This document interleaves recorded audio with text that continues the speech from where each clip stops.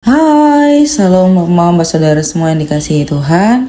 Selamat bertemu kembali oleh kasih dan penyertaan daripada Tuhan.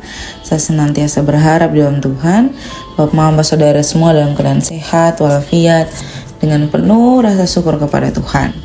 Pada hari ini kita akan membaca serta merenungkan firman Tuhan yang terambil dari kitab Yehezkiel pasalnya yang kedua, ayatnya yang pertama hingga ayatnya yang ke-10. Namun sebelum itu saya minta kita semua satu hati di dalam doa. Kita berdoa. Bapa dalam surga, Bapa yang kami sembah lewat anak Yesus Kristus, segala puji dan syukur kami Tuhan kami aturkan dalam hadirat Bapa, sebab Tuhan senantiasa baik dalam kehidupan kami. Kami bersyukur oleh kasih dan penyertaan Tuhan.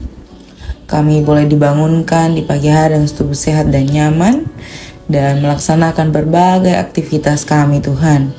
Pada saat ini Tuhan, kami akan datang kepadamu bersaat teduh, membaca, mendengar, serta merenungkan akan firman Tuhan.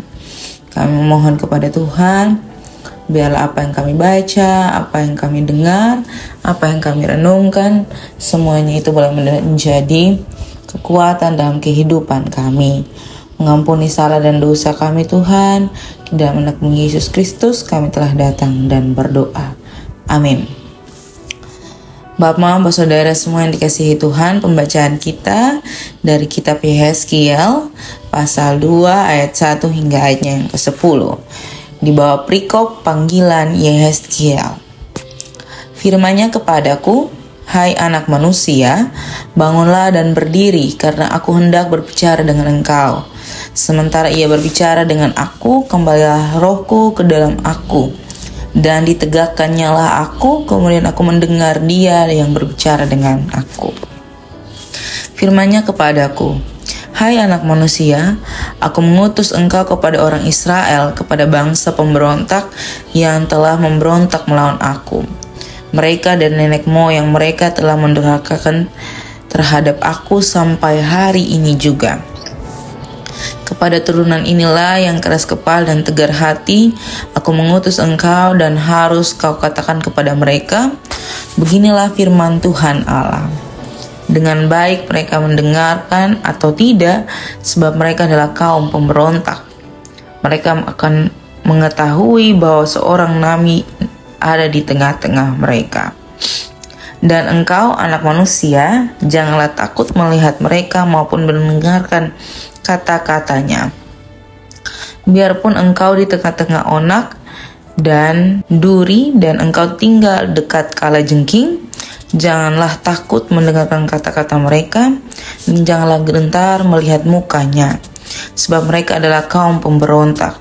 Sampaikanlah perkataan-perkataanku kepada mereka, baik mereka mau mendengarkan atau tidak, sebab mereka adalah pemberontak.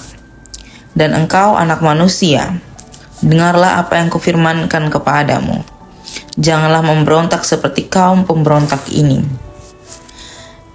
Nganga-ngakanlah mulutmu dan makanlah apa yang kuberikan kepadamu. Aku melihat sesungguhnya ada tangan yang terulur kepadaku dan sungguh dipegangnya sebuah gulungan kitab. Lalu dibentangkannya di hadapanku. Gulungan kitab itu ditulis timbal balik dan di sana tertulis nyanyian-nyanyian ratapan, keluh kesah dan rintihan. Demikian jauh akan firman Tuhan yang dikatakan berbahagia adalah setiap kita yang tidak hanya membaca, mendengar, tetapi benar-benar mau melakukannya dalam kehidupan kita hari lepas hari. Shalom Bapak saudara yang dikasihi Tuhan. Selamat bertemu kembali oleh kasih dan penyertaan daripada Tuhan. Hari ini kita belajar tentang panggilan Yehezkiel. Bapak saudara yang dikasihi Tuhan, pembacaan kita semua pada pagi hari ini dibuka dengan firman daripada Allah yang menyatakan, hai anak manusia. Kata hai anak manusia dalam pembacaan kita pada saat ini terdapat 4 kali sebutan hai anak manusia. Hal ini dengan maksud dan tujuan merujuk kepada kemanusiaan kita sebagai ciptaan makhluk yang lemah di hadapan Allah. Kata hai manusia ini juga merujuk kepada pengungkapan hakikat Allah yang sejati. Jadi Allah mau menunjukkan bahwa kita adalah ciptaan dan Dia adalah Sang Pencipta. Allah menempatkan Yehezkiel di tengah-tengah bangsa pemberontak yang Ia sebut sebagai bangsa Israel itu untuk menjadi seorang nabi. Hal ini menjadi pembuktian atau penggenapan dari ujian bagi seorang nabi sejati. Kenapa saya bilang ujian atau penggenapan bagi seorang nabi? Karena dengan ketong ditempatkan di tengah-tengah kota atau di tengah-tengah bangsa atau di tengah-tengah jemaat yang sebenarnya Allah menganggap bahwa tempat pemberontakan, tempat yang belum tentu dapat dengan benar dan baik dapat menerima Allah, sebagai bentuk atau cara Allah melatih kita, Allah melatih Nabi Yehezkiel untuk tetap berteguh di dalam firman Tuhan, untuk tetap percaya akan firman Tuhan, untuk tetap percaya bahwa Allah akan tetap menyertai dia dimanapun ia berada, bahkan di dalam cobaan. Bapak-bapak saudara yang dikasihi Tuhan, bahkan di ayat 6 itu digambarkan dengan begitu tegasnya Allah menjelaskan kepada Yehezkiel bahwa di tengah-tengah onak, duri dan engkau tinggal dekat kalajengking, janganlah takut mendengarkan kata-kata mereka dan janganlah gentar melihat mukanya, sebab mereka adalah kaum pemberontak. Allah menjelaskan secara rinci, secara tegas bahwa Allah akan menyertai Yehezkiel dimanapun ia berada. Bapak-bapak saudara yang dikasihi Tuhan, bukan hanya melindungi dan menyertai Yehezkiel, tetapi Allah juga memberikan peringatan kepada Yehezkiel yang ada di ayat 8 untuk tetap berjaga-jaga dalam kehidupannya dalam menyampaikan firman Allah di bangsa-bangsa pemberontak. Hal ini untuk menjaga kehidupan seorang nabi, untuk jangan sampai ia terjerumus dalam dunia pemberontakan itu. Bapak-bapak saudara yang dikasihi Tuhan, setiap kita dipanggil Allah untuk melakukan tugas pelayanan, bukan hanya pelayanan di dalam gereja, tetapi pelayanan sosial, di dalam rumah tangga, di dalam pekerjaan kita masing-masing. Tentu ada yang mendapatkan tempat-tempat yang memang sesuai dengan keinginan mereka atau sesuai dengan kemauan mereka. Tetapi ada tempat-tempat yang ketong dapat ditempatkan dengan tidak sesuai dengan keinginan, dengan tidak sesuai dengan ketong punya kemampuan. Bahkan ketong berpikir bahwa ketong sebenarnya salah ditempatkan di tempat ini.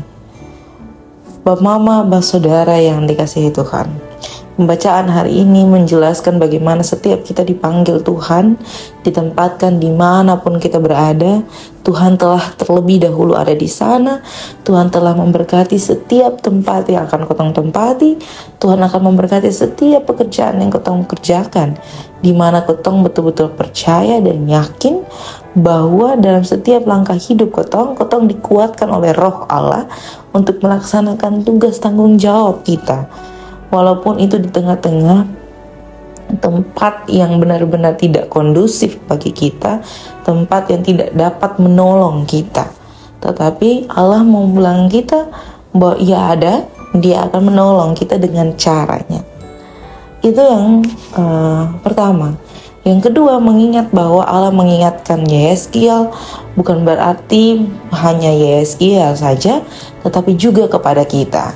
Jangan sampai di tempat-tempat yang tidak kondusif itu, atau tempat-tempat yang kotong rasa bahwa itu tidak benar melakukan hal kegiatan, pekerjaan apapun itu, menjatuhkan atau menjerumuskan kotong di dalam dosa. Jadi jangan sampai pekerjaan yang kotong kerjakan atau keluarga yang kotong inginkan di dalam Tuhan, di hadapan Tuhan, dapat menjatuhkan kotong di dalam dosa dan cobaan. Jadi bagaimana kotong bisa menguatkan kotong punya diri? Ya, dengan tetap membaca, mendengar, merenungkan, berdoa senantiasa minta kekuatan daripada Tuhan. Biarlah roh yang terus ditaruh dalam ketong pun diri adalah roh kekuatan untuk melaksanakan setiap tugas dan pelayanan kita. Jadilah nabi, murid, pekerja, pelayanan, apapun yang ketong dipercayakan oleh Tuhan dalam ketong kehidupan, kerjakan dengan percaya bahwa Tuhan yang menempatkan ketong di sini, dan ketong harus dengan percaya bahwa dengan Tuhan juga ketong dapat menyelesaikannya. Selamat menjadi berkat dimanapun Bapak Mama Saudara semua berada. Tuhan Yesus memberkati. Amin. Untuk menutup perenungan pada saat ini, saya mengundang kita satu hati di dalam doa. Kita berdoa. Bapa dalam surga, Bapa yang kami sembah lewat anak-Mu Yesus Kristus, terima kasih Tuhan untuk kasih dan setia daripada Tuhan. Kami masih diizinkan Tuhan untuk membaca serta merenungkan akan firman Tuhan. Bapa, ajar kami untuk tetap kuat dan tetap senantiasa bahwa dalam tugas tanggung jawab pekerjaan, keluarga, pelayanan kami tetap memandang kepada Tuhan untuk melakukannya dengan penuh rasa syukur kepada Tuhan dan percaya bahwa segala sesuatu yang dipercayakan Tuhan dalam kehidupan kami dapat melakukannya dengan penuh sukacita dan syukur, dan terlebih daripada itu untuk hormat dan kemuliaan bagi nama Tuhan. Bapa dan surga, kami mendoakan seluruh tugas tanggung jawab pekerjaan, rumah tangga, anak, suami, istri kami, orang tua kami, opa, oma, pendidikan anak-anak kami, pekerjaan anak-anak kami dalam tugas tanggung jawab kuliah kami dalam usaha kami dalam sakit penyakit kami dalam duka cita kami dalam syukur kami Tuhan. Kami taruh dalam tangan dan pengasihan Tuhan. Tuhan menjawab seturut dengan kehendak Tuhan. Bapa di dalam surga, kami juga mendoakan selepas ini kami akan kembali dalam tugas tanggung jawab kami. Kami mohon dalam Tuhan memberkati, biarlah apa yang kami kerjakan semuanya itu dapat menjadi berkat bagi kehidupan kami dan untuk hormat dan kemuliaan bagi nama Tuhan. Mengampuni salah dosa kami, di dalam anak-Mu Yesus Kristus kami telah datang dan berdoa. Amin. Salam Bapak Mama Saudara semua. Tuhan Yesus memberkati.